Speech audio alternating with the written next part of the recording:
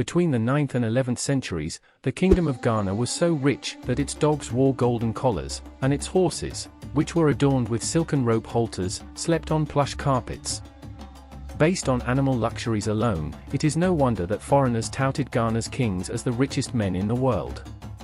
Located within the present-day borders of Mauritania, Mali, and Senegal, medieval Ghana literally sat on a gold mine.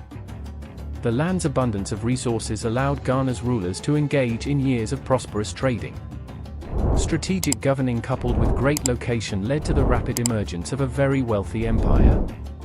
Most of what we know about ancient Ghana, which is more accurately called Ouagadougou, is based on writings of Arab travelers who came in contact with the nation's peoples. Ghana was actually the title given to Ouagadougou kings and was used by the Islamic reporters to describe the rich and mysterious place they observed. Evidence of Ghana's occupation dates back to the 4th century, but it was several hundred years later that it became established as a nation by a tribe known as the Soninke, whose leaders have been credited with the early strengthening of the Ouagadougou state and the expansion of its territories. By 1000 CE, the nation had undergone strategic expansion and taken control of a large pocket of land between the Upper Niger and Senegal rivers. The region was rich in gold, and its acquisition meant that Ghana would become a leading force in the trans-Saharan trade network. The leader of all leaders was the king, who was also known as the Ghana, or war chief. His word was law. He served as the commander-in-chief of a highly organized army, the controller of all trade activities, and the head administrator of justice. Mayors, civil servants, councillors, and ministers were appointed by the king to assist with administrative duties, but at all times, the king was in charge. Each day, the king assembled his court and allowed people to publicly voice their complaints. Beating drums that resounded throughout the area signaled the court's assemblage, and people gathered to speak their minds. Whether they were neighborly conflicts or cases of violated rights, the king listened to the complaints and gave his judgment. Such hearings were reportedly peaceful, unless they involved issues of criminal nature.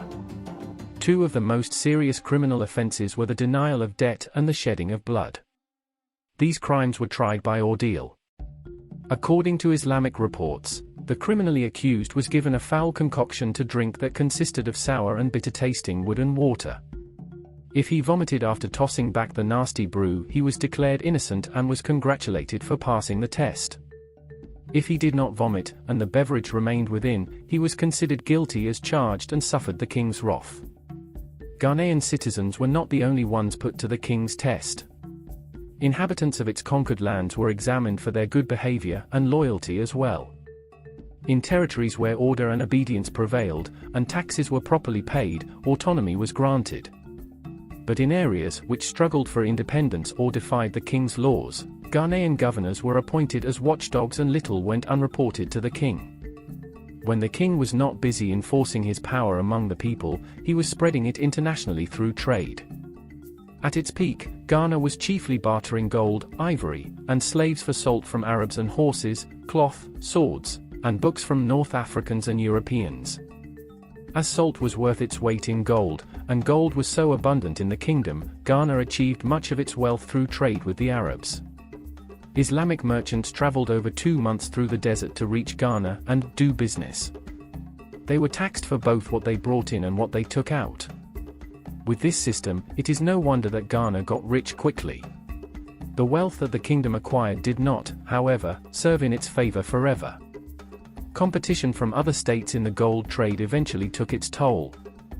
Jealousy, fear, and anger of Ghana's power prompted its neighbors to stand up against the kingdom. Their efforts were at first weak and insignificant, but eventually, in the mid-11th century, a Muslim group known as the Almoravids launched a devastating invasion on the capital city of Kumbi Saleh. Though territories were seized, and a tribute tax was enforced, Ghana recovered and forced the invaders to withdraw. A little less than 200 years later, however, Ghana was not so lucky.